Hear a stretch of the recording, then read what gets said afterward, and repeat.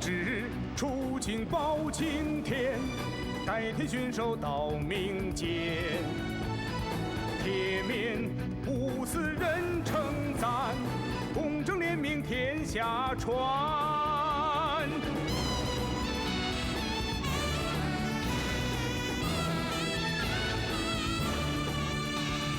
分公孙，神机妙算，无战招，中备难，查明冤，铲除特权，大权贵，严治贪官。谁说自古多冤案？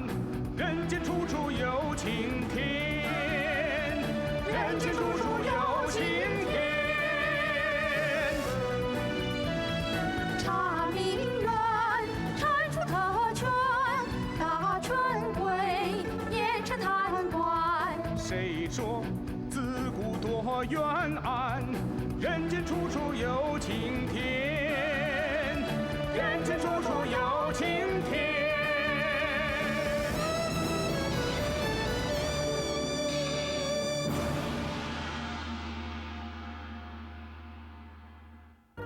我来代替他赔你们一条命，好不好？韩将军，好不好？好不好啊？韩将军，走，韩将军，韩将军，韩将军，走吧，夫人，那不是焦夫人吗？求求你，焦夫人，你怎么跪在这儿呢？快起来，来。我要解药，我要救我儿子。我就说这韩府上下没一个好东西，人家母亲都哭得肝肠寸断，他们居然还见死不救。焦夫人，我看我先送你回去，不要在这里解药的事情，我来想办法。我今天要不到解药，我不回去。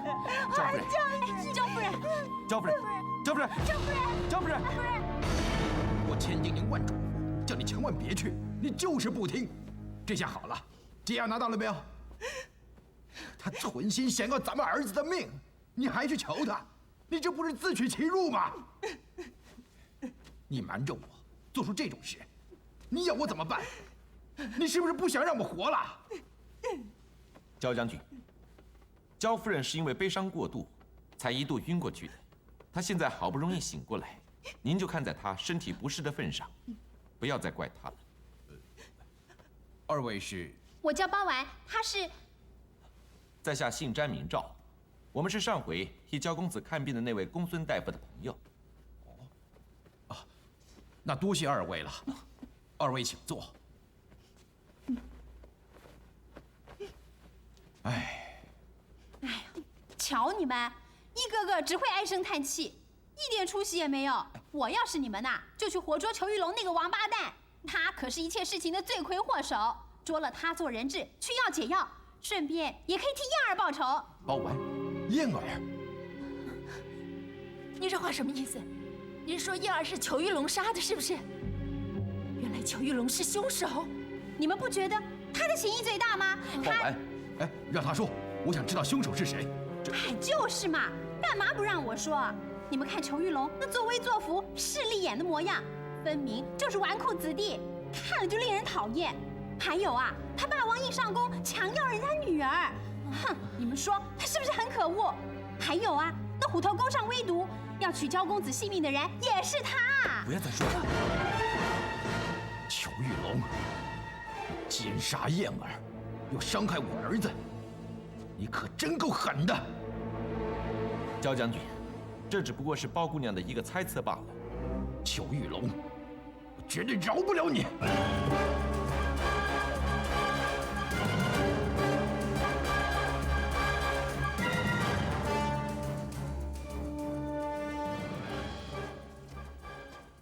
詹某拜见韩将军。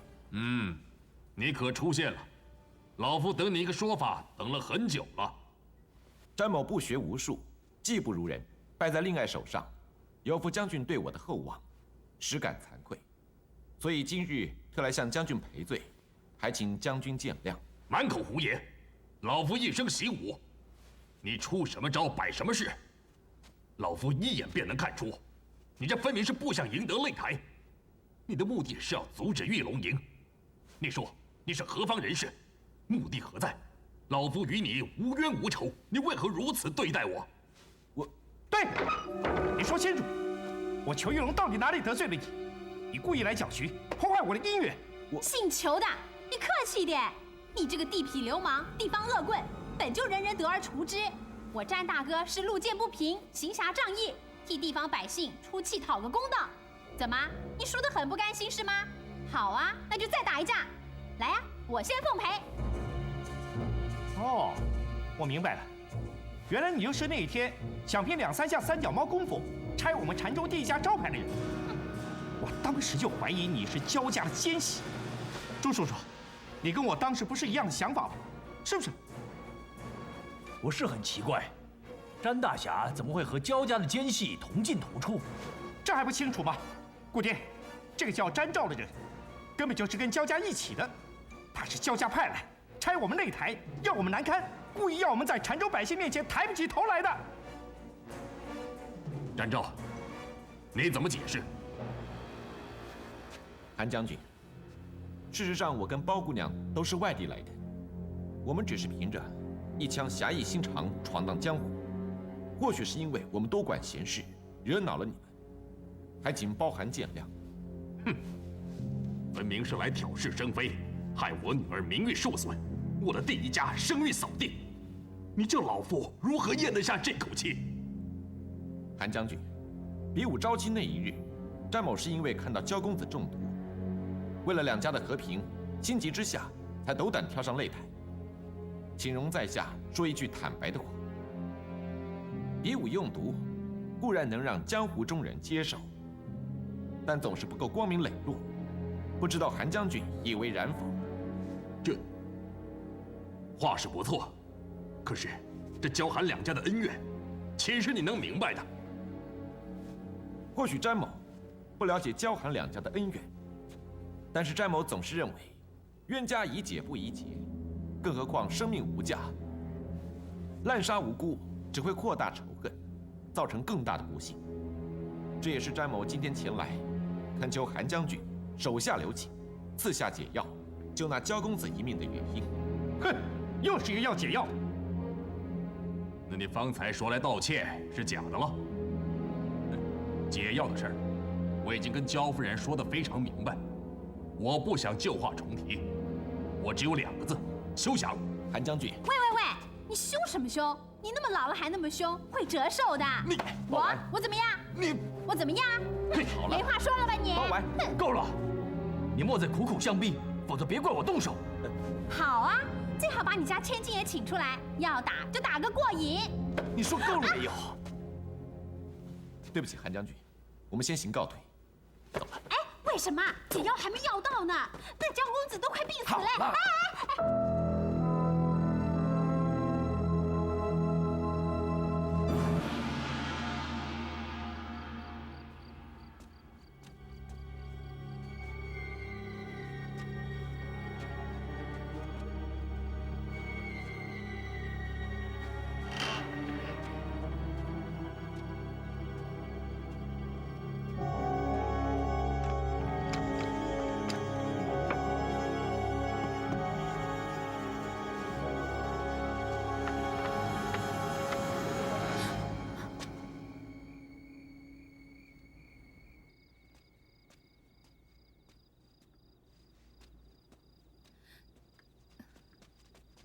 詹大侠，你不是？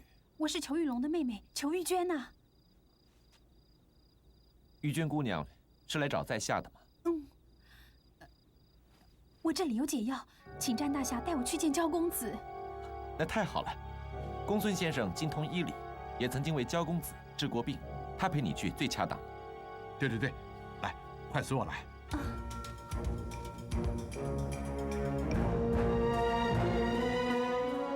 正好，孩子，夫人，我们儿子有救了。老爷，夫人，这是韩家的玉娟姑娘来给我们儿子送解药来了。玉娟，怎么可能？不会是做梦吧？夫人，焦公子他……事不宜迟，你们先请出去，我来替焦公子医治。这个药到底有没有效？一炷香的功夫便见分晓。哦，好，我们出去吧。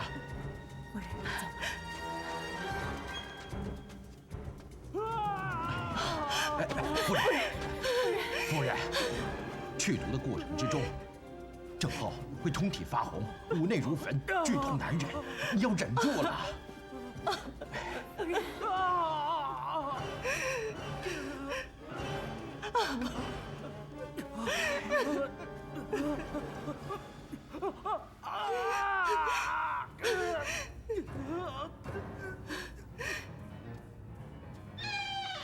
大夫，怎么样了？恭喜恭喜，令公子醒过来了。正好，浩儿，少爷，娘的宝贝儿子，你真的活过来了。儿子，你终于醒过来了。少爷，你真的醒过来了。娘在这儿，正好，娘在这儿啊。郑浩，娘，娘在这儿啊。爹，娘在这儿。娘，我好像爬了一个山头，又爬了一个山头，爬得我好累，好倔。好，没事儿了，没事儿了，好好的静养啊，真好。玉娟姑娘拿出了解药，救了焦公子。你确定那解药是来自韩府吗？回大人，那解药瓶口上刻有韩字，确实是韩氏祖先在50年前以长白山上特有之红蛇血精研而成的独门解毒秘方。此药果然具有神效。焦正浩如今已气血红润，没有大碍了。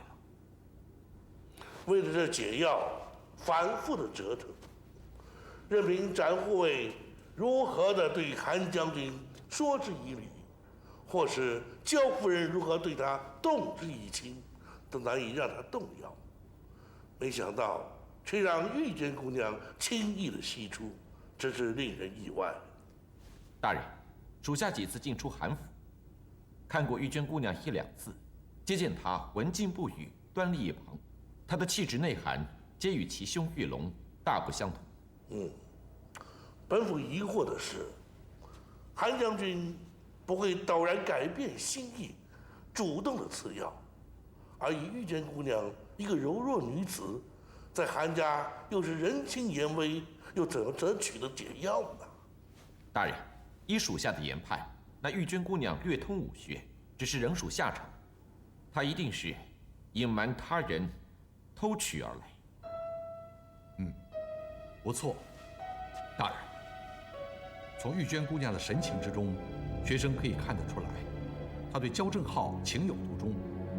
想必也是因为这份深情，才使得她鼓足勇气偷取解药。此等推论自是毋庸置疑。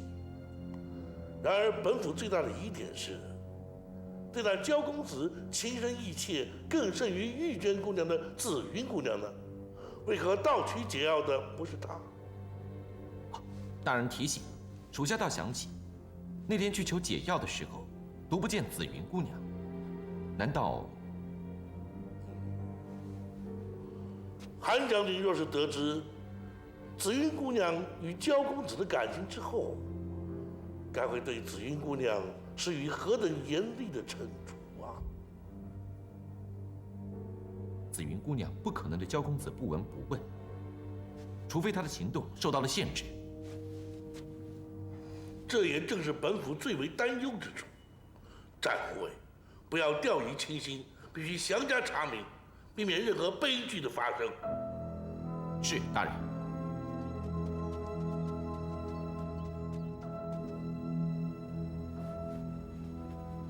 正浩，娘，来，娘给你炖了人参鸡汤，快趁热喝了，身子才复原得快。谢谢娘。娘，我已经好的差不多了。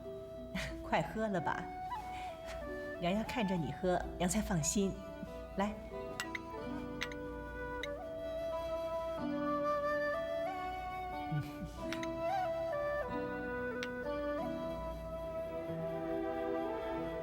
娘，我怎么了？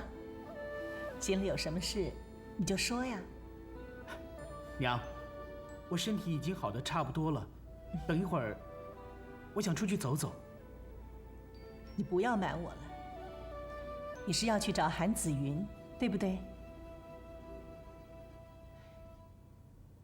你要叫娘怎么做呢？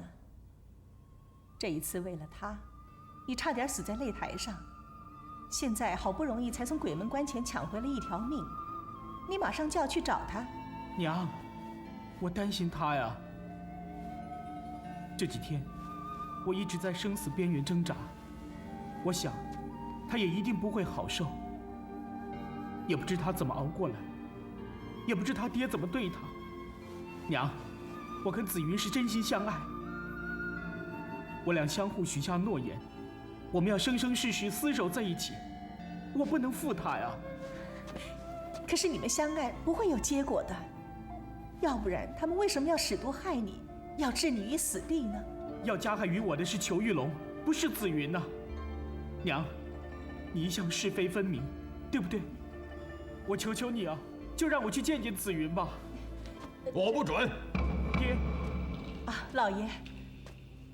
夫人，你先出去一下，我要跟浩儿单独谈谈。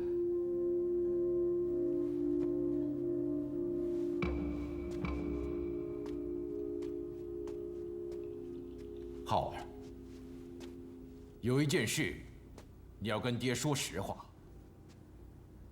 你跟韩姑娘交往有多久了？1年有余了。1年有余？你就这样瞒着你爹和娘，跟人家爱得如胶似漆、生死相许吗？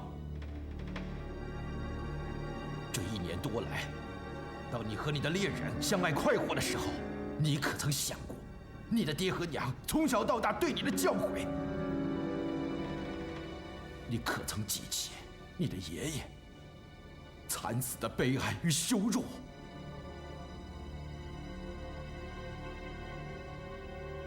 ？20年前，你的爷爷焦延俊将军征战沙场，一生立下战功无数，官拜一平都指挥使。可是谁知道，他却被他最要好的战友诬陷有谋反之心。你的爷爷一生戎马，所求无他，但求一个忠字，忠于君，忠于社稷家国。可是他的忠心耿直，却抵不过奸人的诬陷。悲愤之余，为了保全焦家的名声，为了保全妻子儿女的性命，他只好以死明志。他用一生从未离开身的长剑，一剑刺向咽喉，就此结束了他的生命。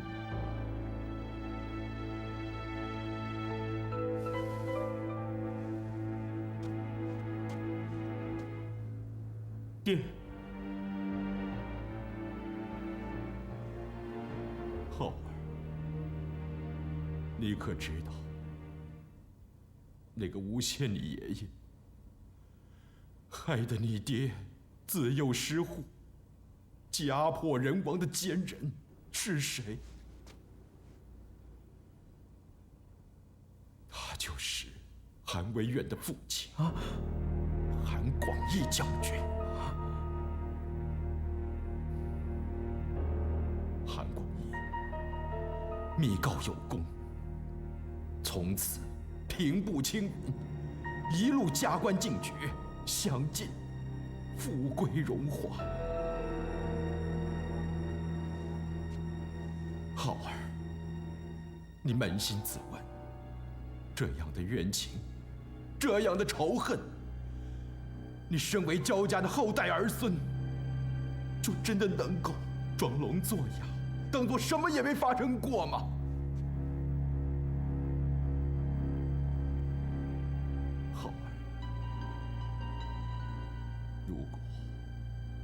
你还有良知，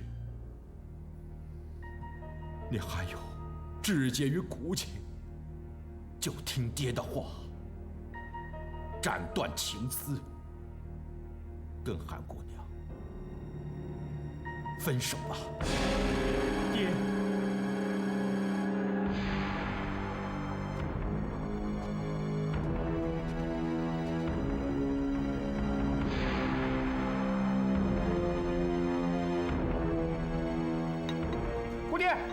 姑爹，什么事啊？慌慌张张的。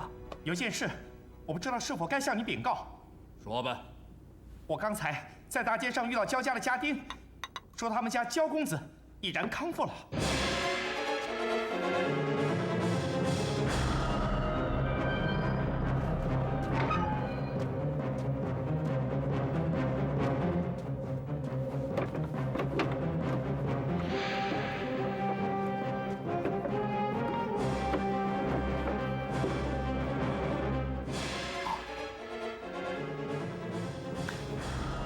解药少了一瓶，会是谁？会是谁偷走的？是不是你？我？姑爹，怎么会是我呢？怪不得焦正浩会好，一定有内奸。将军，什么事惹您这么生气？是不是你？是不是你偷了解药去给焦家？我？将军，就算我有10个脑袋，也不敢做背叛您的事啊！不可能是紫云偷的，他被关在房间里啊！玉娟，是你。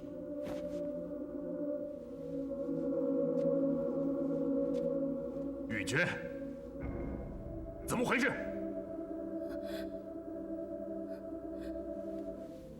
姑爹，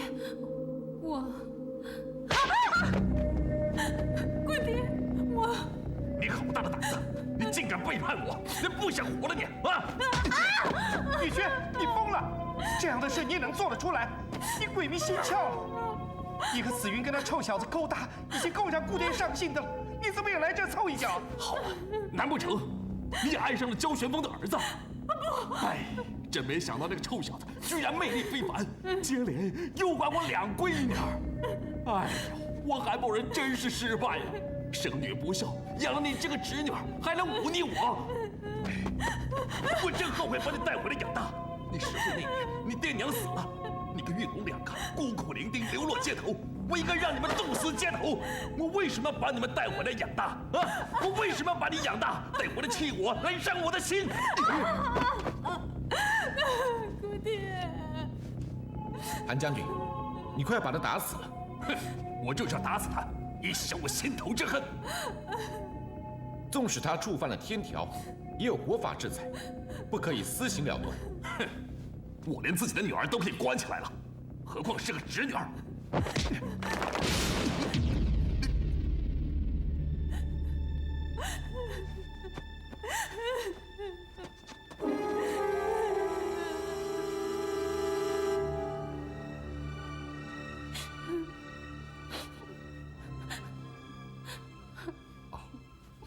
别哭了，别哭了，还好伤得不重，吃几副药，当无大碍。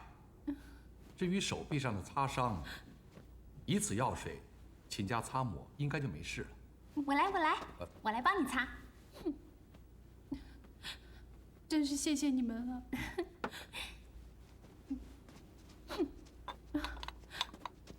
三叔。哦，大人，快接过包大人。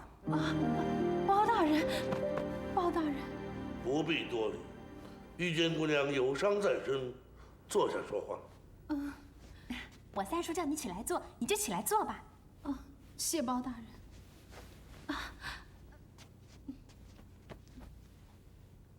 原来你们都是官府的人。玉娟姑娘，本府有话要问你。那紫云姑娘如今人在何处？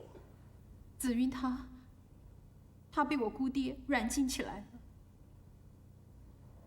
玉娟姑娘被打，紫云姑娘被软禁，事态越来越激烈，看来本府不能不出面了。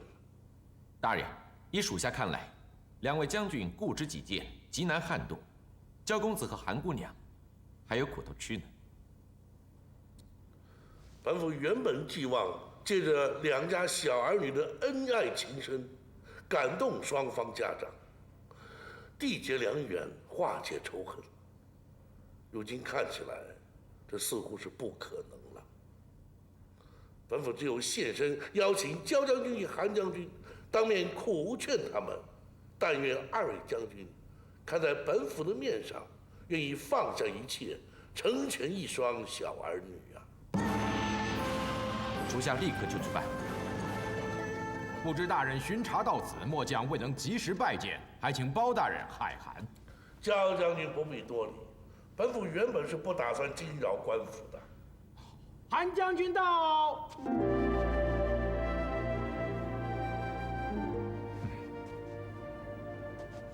韩将军请。末将韩威远拜见包大人，不知大人莅临有失远迎，请大人恕罪。韩将军免礼。谢大人。哼。你怎么也来了？我正要问你，你怎么也来了？焦将军，大人召韩将军有事，容末将先行告退。大人已先行召见焦将军，末将在此有干扰之嫌，容末将先行告退。二位将军，请稍安勿躁。包大人明察秋毫，难道二位将军素来不和，屡动干戈之事，包大人会不曾耳闻吗？二位将军，请坐。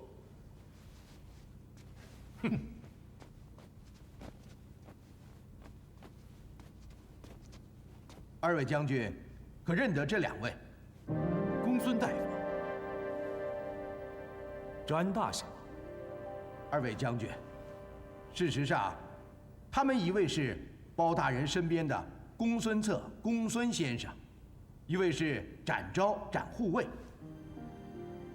哦，原来就是包大人派来医治小犬病情的人。原来你不叫詹昭，你就是赫赫有名的御前4品带刀护卫展昭。韩将军，展昭之所以隐藏真实身份，实在是情非得已，还请见谅。至于玉娟姑娘，还请韩将军，大人有大量，让她回家去吧。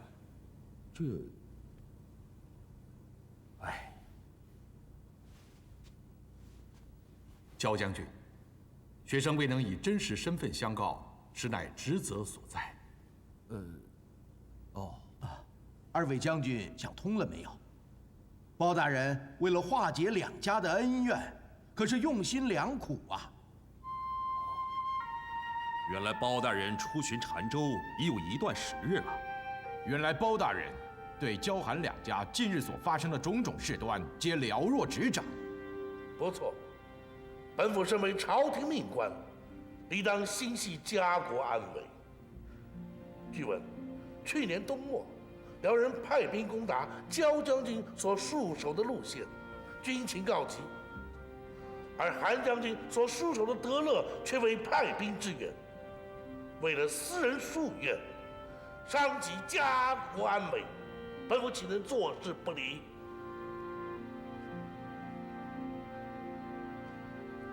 此番前来，历经燕儿之死，夺彩大会，比武招亲，本府深感两家仇恨越演越烈，越积越深，本府实感遗憾。所幸，在遗憾之中，尚有一可喜可贺之事，足堪告慰。那便是，本府发现两家小儿女坠入情网，情真意挚，诚属难能可贵。倘若真能有情人结成连理，焦韩两家冤家变为亲家，岂非传为佳话美谈？绝无可能！哎，二位将军，你们太顽固了，这可是包大人的一番好意呀。回大人，燕儿沉冤未雪，我儿郑浩又遭毒伤，如此深仇大恨，你叫末将如何再与他谈及儿女的亲事？回禀大人，焦韩两家比武，焦家屡战屡败，因此借故寻衅，妄加罪名于韩家之上，如此蛮横不讲理，末将不可能将小女下嫁于他家，而断送了小女一生的幸福。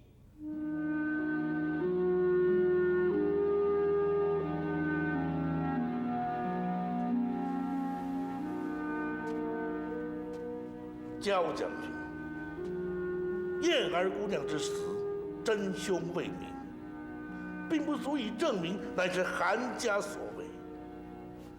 焦公子身中剧毒，乃是比武所致。擂台比武本有胜负，更何况业已痊愈，又何必耿耿于怀呢？这。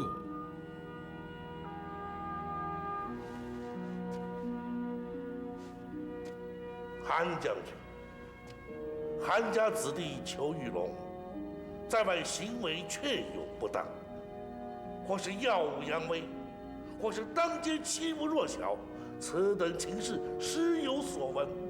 韩将军可曾深入了解？是矣。焦家埋怨怀恨，其来有自，并非只是借故寻衅。这。包大人有所不知，末将只是不想旧事重提。我儿飞云之死，乃焦将军怀恨所致，此等杀子之仇，又当如何？哼！你以为只有你有杀子之仇？那我的丧父之恨呢？这笔账，你又要我如何跟你算？当年你父亲因为密告有功，享尽荣华富贵之时，可曾想过我的父亲，就因为他的一句话，引剑自刎，惨死在北国的荒漠之中？你，韩将军、焦将军，两位将军的前仇旧怨，本府皆曾深入了解过。所谓的密告，乃是当年韩广义老将军的一句臆测之词。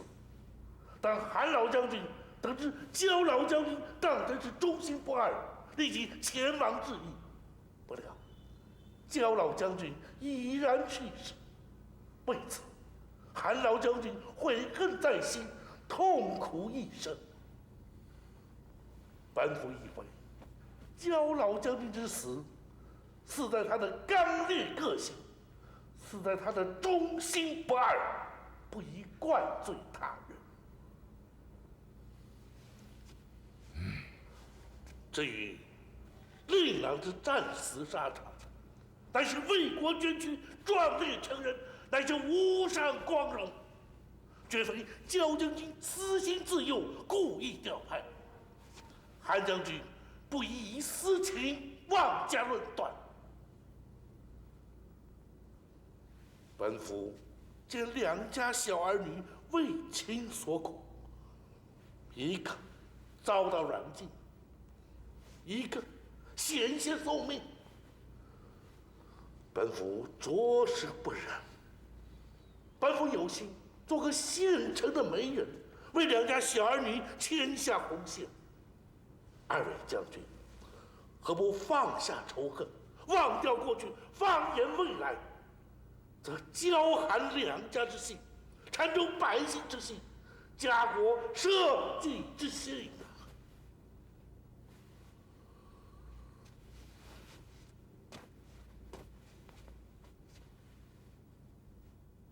小女天真无邪，涉世未深，都是他儿子诱拐小女，害苦小女，末将绝不可能答应这门婚事。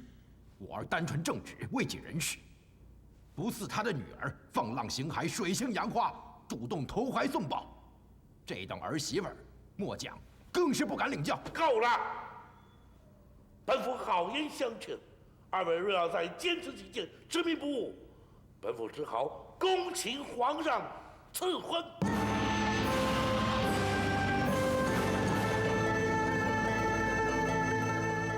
二位将军，该不会为了个人私怨，落得个违背圣意、抗旨不遵的罪名吧。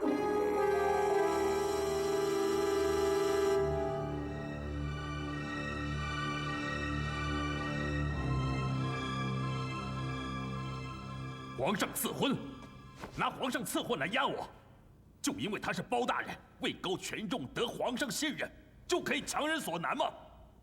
皇上赐婚，如果包大人真这么做的话，将军也只有从命了，不是吗？要我把女儿嫁给那个臭小子，要我跟那个老头子以亲家相称，我办不到。虽然将军一生宫中体国，功勋彪炳，但一旦违抗圣旨，也只有一死。可是，我儿飞云之死，我咽不下这口气呀！我咽不下这口气呀！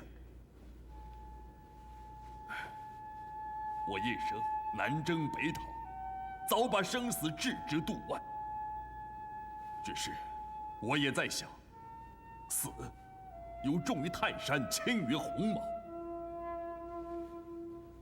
我如果为了反对女儿跟相爱的人而死，那岂不是太不值得，只给后人留下画饼罢了。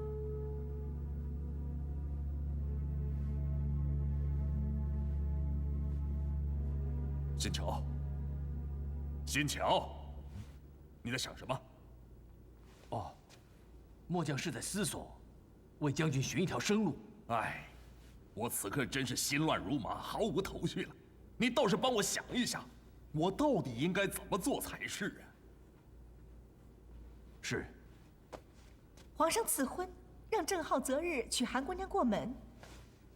是啊，包大人，希望我们暂时抛开私人恩怨，放开心胸，为国家、为社稷着想。这句话说的容易，试问谁可以这么轻易做得到？我在想，包大人抬出皇上，来逼迫我们接受这个事实，看似霸道，其实倒是一番美意呀。这几日，我几乎夜夜难以成眠。我反反复复的在想，难道是我们错了？我们是不是害苦了这一对无辜的儿女？你是说，不管上一代有怎么样的深仇大恨，这都是上一代自己造成的，不是该由上一代自己来承担吗？我们为什么要贻害后代，要祸延子孙呢？夫人，难道我们的儿子差点因为我们的仇恨枉送性命，还不够作为你我的教训吗？难道我们一定要看到更大的悲剧发生，我们才要悔恨莫及吗？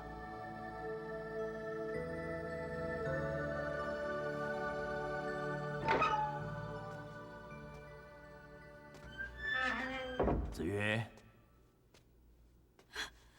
叔叔，是你。子曰，你瘦了好多。叔叔，不要哭，你爹实在是太固执，怎么忍心这么对待你？子曰，看你一天天憔悴下去，叔叔实在不忍心。叔叔，我求求你，你放我出去好不好？让我出去。放你出去，背叛你爹，你爹会恨死我的。哎，但是我又不忍心不管你。不行，我一定要出去，我一定要出去。子云，我一定要出去！你不可以这样，放开我！不可以这么做。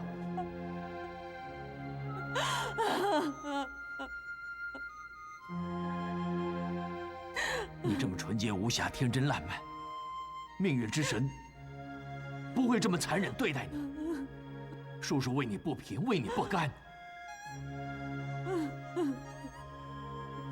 好，就算被你爹知道会杀了我，我也要帮你。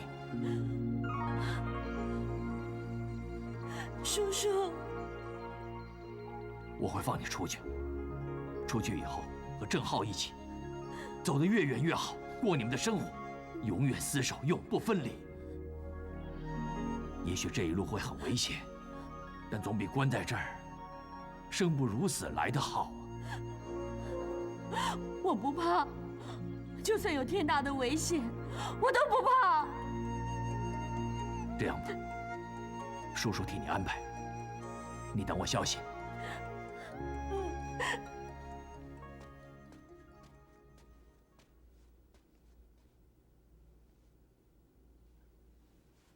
少爷，有什么事儿？少爷，有件事儿，我不知道当讲不当讲啊。是不是跟紫云有关的事？你快说啊！你就别卖关子了。我不是卖关子啊，我是怕让老爷知道了，我的人头就要落地了。你放心，我一个字也不会说出去的。你快说。我刚才回来的时候，碰见了韩家的那位副将军，他说有急事要找你，约你出去一趟。在哪儿？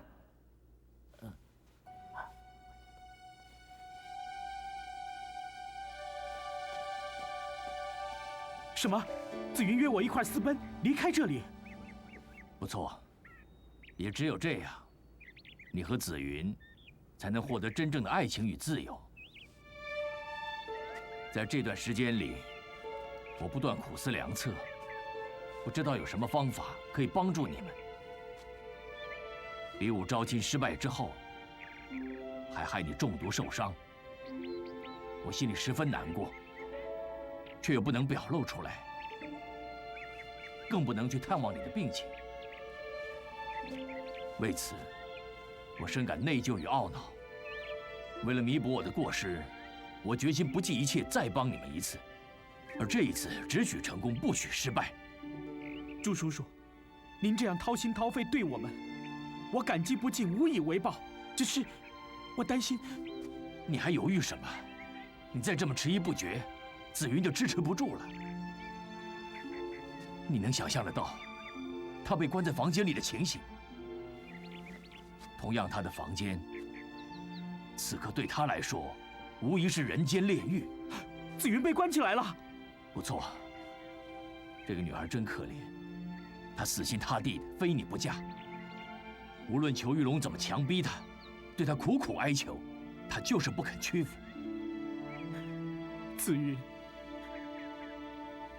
我对不起你，是我害了你，害你受了这么多的苦。叔叔，你帮我，帮我救出紫云。我不管了，我顾不得什么孝道了，也顾不得什么世俗礼教了，我马上带紫云走。不能急，要走也是夜里才方便。这样吧，子时一到，就在你和紫云经常见面的西兴亭等。